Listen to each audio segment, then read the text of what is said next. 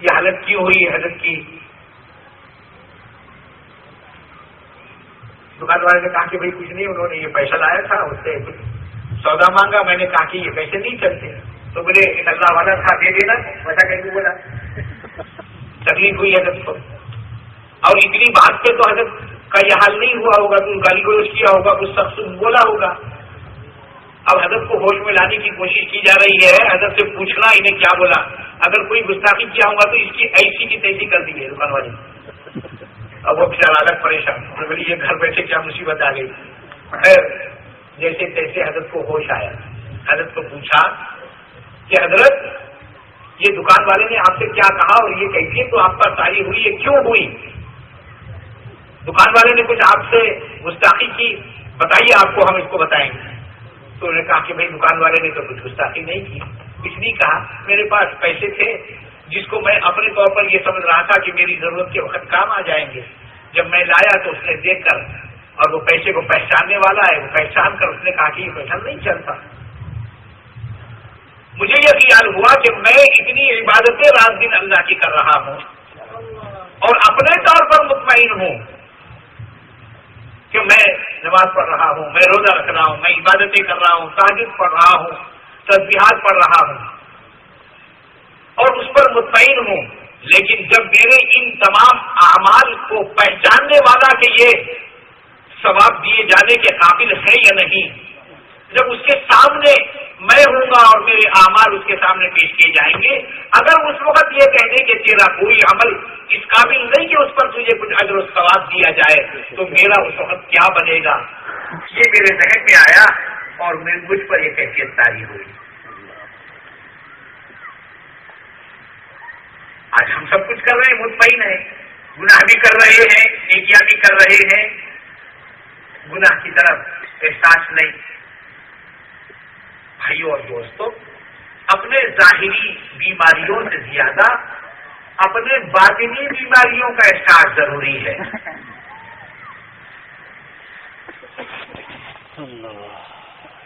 ظاہری بیماریاں یہ ڈاکٹروں سے دور ہو جاتی ہیں، ان کے دواؤں کے علاج کرنے سے اللہ شفا دے دیتا ہے، لیکن اللہ تبارک و تعالیٰ نے جس طرح ہم ظاہری بیماریوں کے دفاع کے لیے علاج معالجہ کرتے ڈاکٹر سے رجوع ہوتے ہیں، اللہ تبارک و تعالیٰ نے یہ بھی فرمایا وَذَرُوا ظَاهِرَ الْإِثْمِ وَبَاطِنَهُ، ظاہری گناہ سے بھی بچو اور باطنی گناہ سے بھی بچو۔ تو جو لوگ متقی ہوتے ہیں، ایمان والے اور تقوی پرہیزگاری والے ہوتے ہیں، وہ دنیا میں بھی کامیاب ہے اور آخرت میں بھی کامیاب ہے۔ ان کے بارے میں اللہ تعالیٰ فرما رہے ہیں لَهُمُ الْبُشْرَىٰ فِي الْحَيَاةِ الدُّنْيَا وَفِي الْآخِرَةِ، اور ہم اللہ والوں سے محبت رکھتے ہیں، لیکن اللہ والوں سے محبت کی جو صحیح کیفیت ہے، ان کے طریقے پر عمل کرنا، ان کا جو مشن تھا اس مشن کو لے کر چلنا، مشن پر عمل کرنا، یہ نہیں ہے، بلکہ اللہ والوں سے عقیدت کا، محبت کا طریقہ کار صرف یہ ہے کہ ہفتے میں ایک بار ہو یا سال میں ایک بار ہو کسی اللہ والے کے مزار پہ چلے گئے، پھول چڑھا دیے، چادر چڑھا دیے، اور اس سے زائد محبت کا اگر غلبہ ہو گیا تو گھر پہ جھنڈا لگا دیے، ہم یہ سمجھ رہے کہ ہم اللہ والوں کے غلام ہیں اور اللہ والوں میں ہم بھی شامل ہیں۔ اسی دھوکے میں دھوکے باز مصلحین نے امت کو ڈالا، اس لیے لوگ اس راستے سے بیدار ہوتے ہوئے دور ہو گئے اور یہ چیز غیر متعارف ہو گئی، ورنہ کار نبوت میں یہ شامل ہے۔ حضرت آدم علیہ السلام نے جب دعا فرمائی تھی تو اس میں تشفیع کا لفظ اخیر میں حضرت ابراہیم علیہ السلام نے لیا تھا، لیکن سورہ جمعہ میں جب اللہ تبارک و تعالیٰ نے فرمایا کہ هو الذی بعث فی الامیین رسولا منہم، انہیں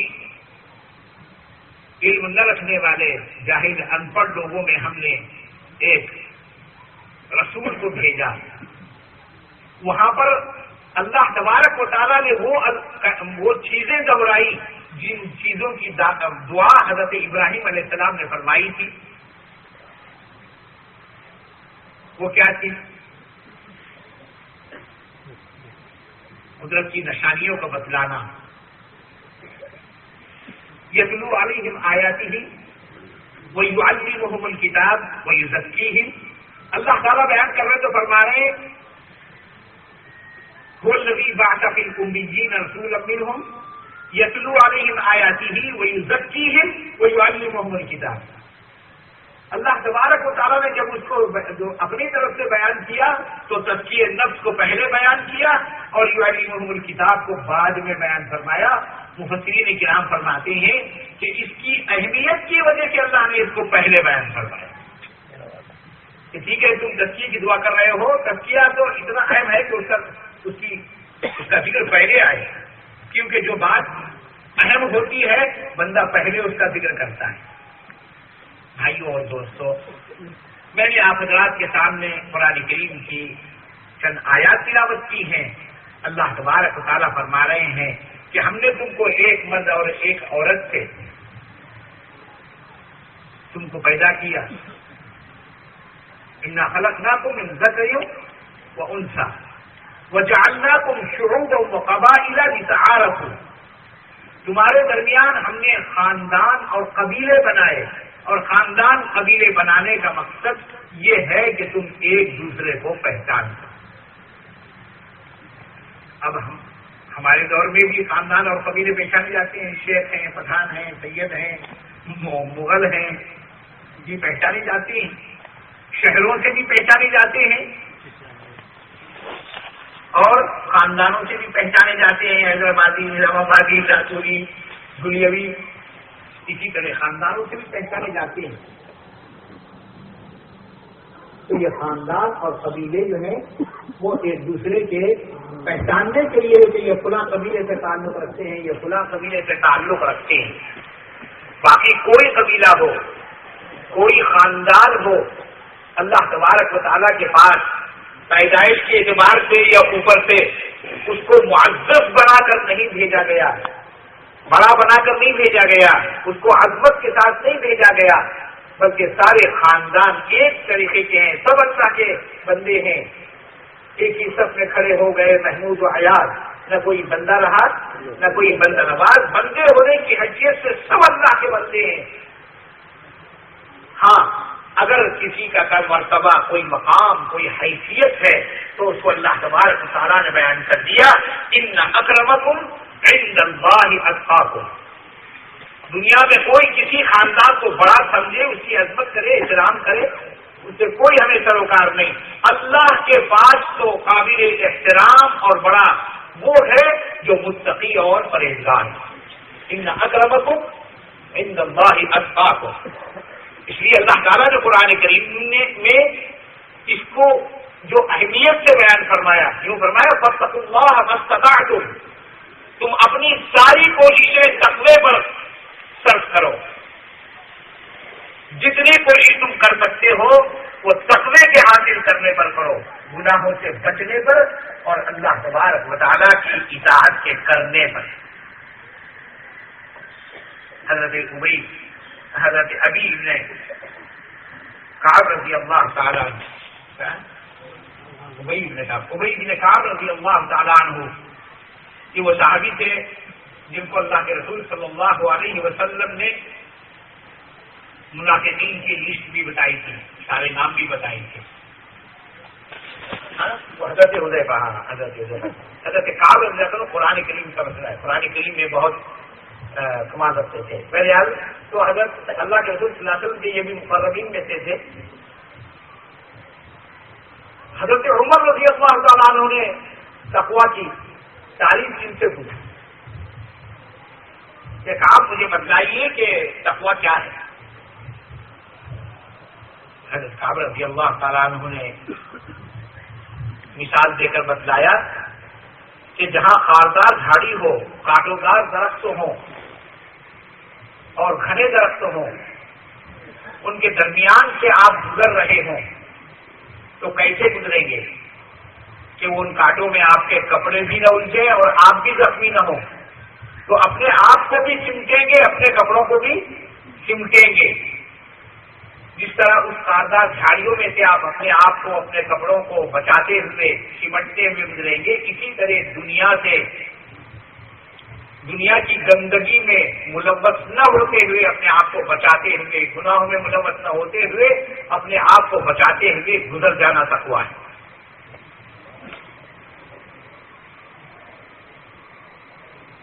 قرآن کریم میں اللہ تعالیٰ نے فرمایا وَلَوْ أَنَّ أَهْلُ الْقُرَىٰ آمَنُوا وَاتَّقَوْا لَفَتَحْنَا عَلَيْهِمْ بَرَكَاتٍ مِنَ السَّمَاءِ وَالْأَرْضِ۔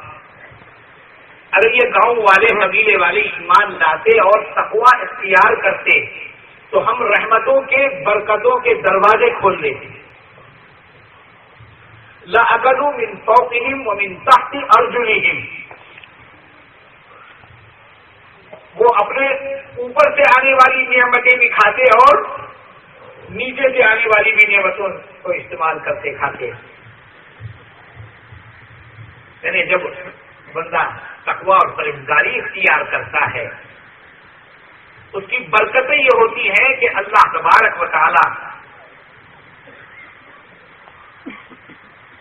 اس کو رزق عطا فرماتے ہیں من حیث لا یحتسب، ایسے جگہ سے اس کو رزق پہنچاتے ہیں جو اس کے وہم و گمان میں بھی نہ تھا، اور پریشانیوں وغیرہ سے اس کو نکلنے کا راستہ دے دیتے ہیں۔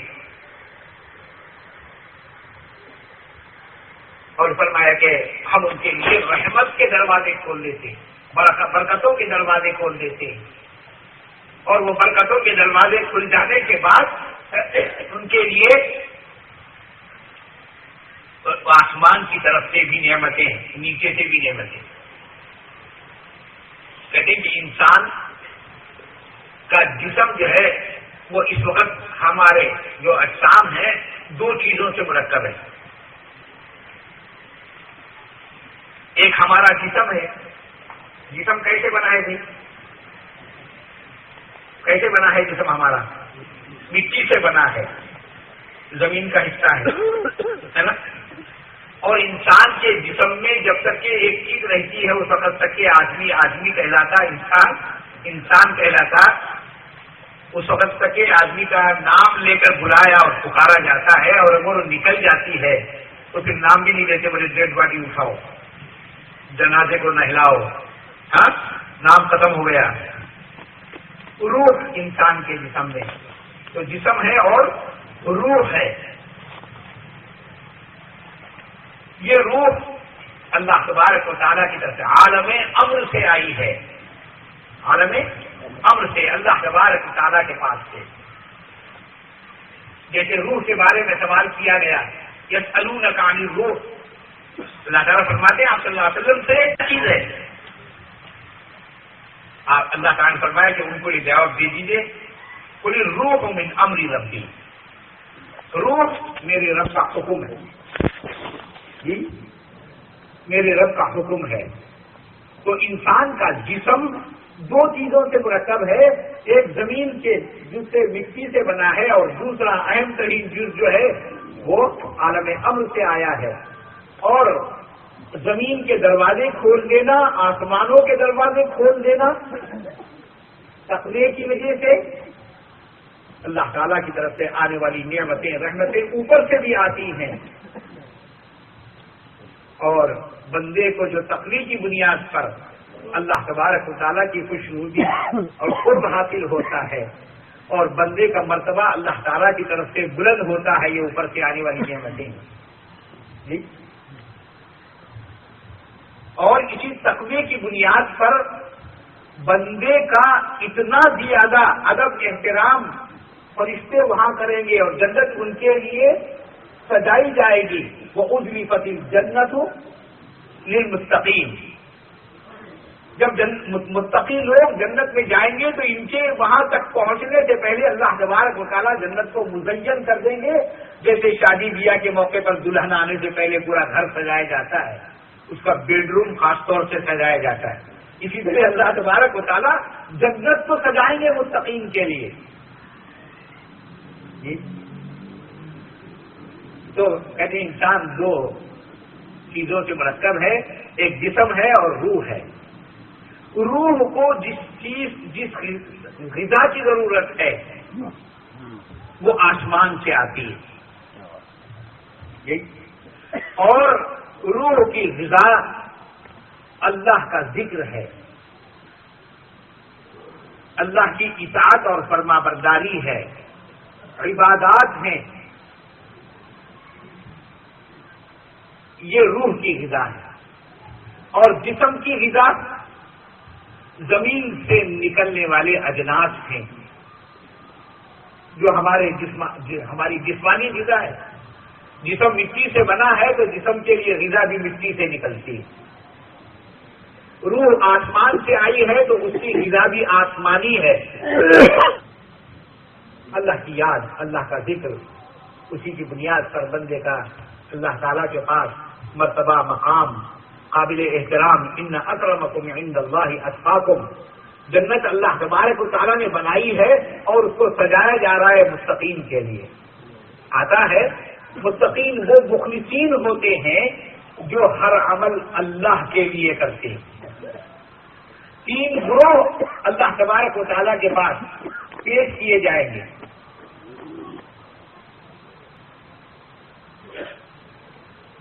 تینوں جنتی ہوں گے۔ اللہ تعالیٰ سوال کریں گے، آج تمہارے حق میں جنت کا فیصلہ ہوا ہے، تم نے گناہوں سے بچنے کا، ہماری ناراضگی سے بچنے کا بہت بڑا اہتمام کیا، اس سے ہم خوش ہیں، نیکیاں بھی تھی، لیکن گناہوں کے بچنے کا بھی بڑا اہتمام کیا، بھلا بتلاؤ تم نے اتنا اہتمام گناہوں سے بچنے کا کیوں کیا؟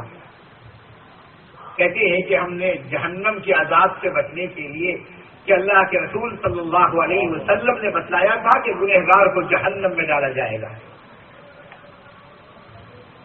میرے حبیب نے سچ فرمایا، یقیناً تمہارے اس گناہوں سے بچنے کی وجہ سے، میری ناراضگی سے بچنے کی وجہ سے میں تم سے خوش ہوں، اور آج تمہارے لیے جنت کا فیصلہ ہے، جاؤ جنت میں جاؤ۔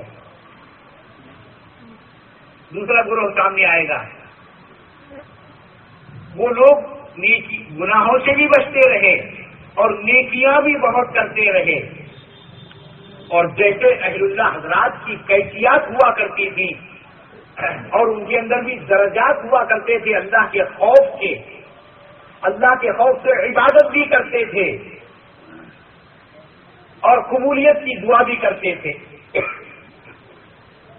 اس بات سے ڈرتے بھی تھے کہ پتہ نہیں ہم نے جو عبادتیں کی اللہ کے پاس وہ مقبول ہیں یا نہیں، اور عبادتیں کرتے تھے، نیکیاں کرتے تھے، اور اس بات سے ڈرتے تھے پتہ نہیں آج تو ہم نیکیاں کر رہے ہیں، گناہوں سے بچ رہے ہیں، لیکن پتہ نہیں ہمارا یہ حال ہمارے خاتمے تک ہوگا یا نہیں ہوگا، خاتمہ بالخیر ہوگا یا نہیں ہوگا، اس سے ڈرا کرتے تھے، اس سے ڈرا کرتے تھے۔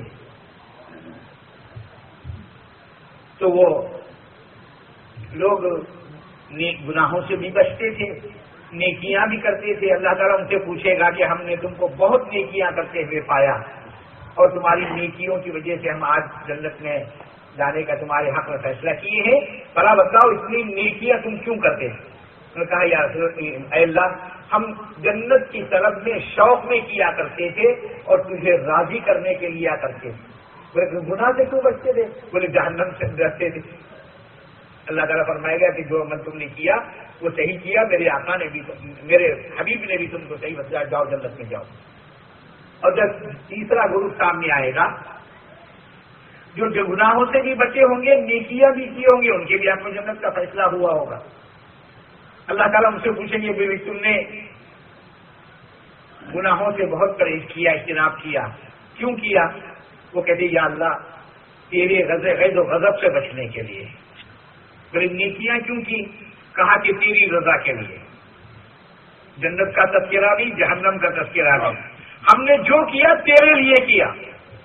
اللہ تبارک و تعالیٰ ان کے اس خلوص، اور خلوص اسی کو کہا جاتا ہے بندہ جو عمل کرے اللہ کے لیے کرے، تو ان کے اس جواب سے اللہ تعالیٰ اتنا خوش ہوں گے کہ اللہ تبارک و تعالیٰ جنت کی جو اہم ترین نعمت ہے وہ نعمت سے انہیں جنت میں جانے سے پہلے نوازیں گے، یعنی اپنے دیدار سے نوازیں گے۔ جنتیوں کو جب جنت کا فیصلہ ہوگا وہ جنت میں جائیں گے تو جنت میں ہوائیں چلیں گی، اللہ کی نور کی ہوائیں، اور ان نور کی ہواؤں کے چلنے کی وجہ سے ہر چیز پر نور آ جائے گا. یہ جنتیوں پر بھی، وہاں کی حوروں پر بھی بے انتہا نور ہوگا. جیسے آپ نے دیکھا ہوگا کہ گرما کے موسم میں تیز ہوائیں چلتی ہیں اور وہ گول پھرتے ہوئے بال جگہ بھنور کی شکل میں، کیا بولتے اس کو یہاں بھونی بولتے، بھارت والے میں واٹون بولتے، اور پہلے مختلف نام مختلف. تو اگر کوئی آدمی اس میں پھنس گیا تو اس کا کیا حال ہوتا دیکھے آپ، کوئی جگہ باقی نہیں رہتی، ہر جگہ مٹی پہنچ جاتی اور آدمی کی شکل بدل جاتی، بال بکھر جاتے، پورے بالوں میں مٹی ہو جاتی. ایسا ہی وہ نور کے بھنور میں ہوں گے تو جنتی حوروں پر، غلمان پر نور آئے گا اور جنتیوں کے چہروں پر نور آئے گا. ایسا نور آئے گا کہ ان کی خوبصورتی کو، حور و غلمان کی خوبصورتی کو جنتی 500 سال خالی دیکھتے رہیں گے، آنکھیں ششدر ہو جائیں گی ان کی خوبصورتی کو دیکھتے رہیں گے. وہ حور و غلمان ان جنتیوں کے چہروں کو 5 سال دیکھتے رہیں گے. جی یہ اعزاز وَأُزْلِفَتِ الْجَنَّةُ لِلْمُتَّقِينَ، جس کو اللہ تعالیٰ نے قرآن کریم میں بیان فرمایا. جنت کو اس طرح سنوارا جائے گا، یہ سنوارا جانا متقین کے لیے ہوگا. اور یہ اہل اللہ حضرات کی تعلیمات اور تزکیہ جس کو کہا جاتا ہے، اور تزکیے سے جو چیز مقصود ہے وہ اخلاص کے ساتھ اللہ کی عبادت کرنا اور تقوی والی کیفیت کو اپنے اندر پیدا کرنا.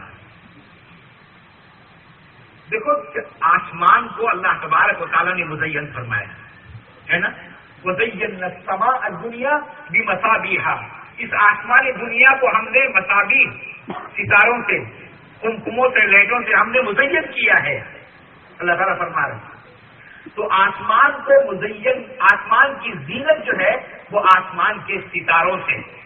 اندھیری راتوں میں آسمان کی طرف دیکھو کتنا بھلا معلوم ہوتا ہے، پورے آسمان پر ستارے، ایسا معلوم ہوتا ہے کہ کہیں صرف دھرنے جگہ نہیں، اتنے ستارے، اور وہ مزین معلوم ہوتا ہے آسمان. جس طرح آسمان ستاروں سے مزین ہوتا ہے، اس طرح زمین کی زینت متقی لوگوں سے ہے. اور آسمان والوں کے لیے یہ متقی لوگ ایسے نظر آتے ہیں جیسے دنیا والوں کو آسمان پر چمکتے ہوئے ستارے نظر آتے ہیں. آسمان کی زینت ستاروں سے ہے تو زمین کی زینت متقیوں سے ہے. اس لیے کہ زندگی کا مقصد حیات وہ اللہ تبارک و تعالیٰ کی عبادت کرنا، اطاعت کرنا، اللہ کی یاد کرنا، اللہ کا ذکر کرنا. اور تزکیہ اسی لیے ہے، تزکیہ بھی اسی لیے ہے. محبت ہر ایک کی آدمی کے دل میں ہوتی ہے، لیکن محبت کے دائرے ہوتے ہیں. جس چیز سے جتنی محبت کرنا ہے وہ اسی دائرے میں ہو، باؤنڈری کراس نہیں ہونا. اور دنیا کی چیزوں میں تو ہم نہیں کرتے ویسا، دین میں کرتے سب، دین میں سب کر لیتے ہیں، دنیا میں ایسا کرتے ہیں کیا؟ دیکھو ماں سے محبت ایمان ہے نا، بیوی سے محبت کا حکم ہے نا. بیوی کو محبت سے شوہر کا ایک نوالا کھلانا اللہ تعالیٰ کو محبوب ہے، یقیناً محبوب پسندیدہ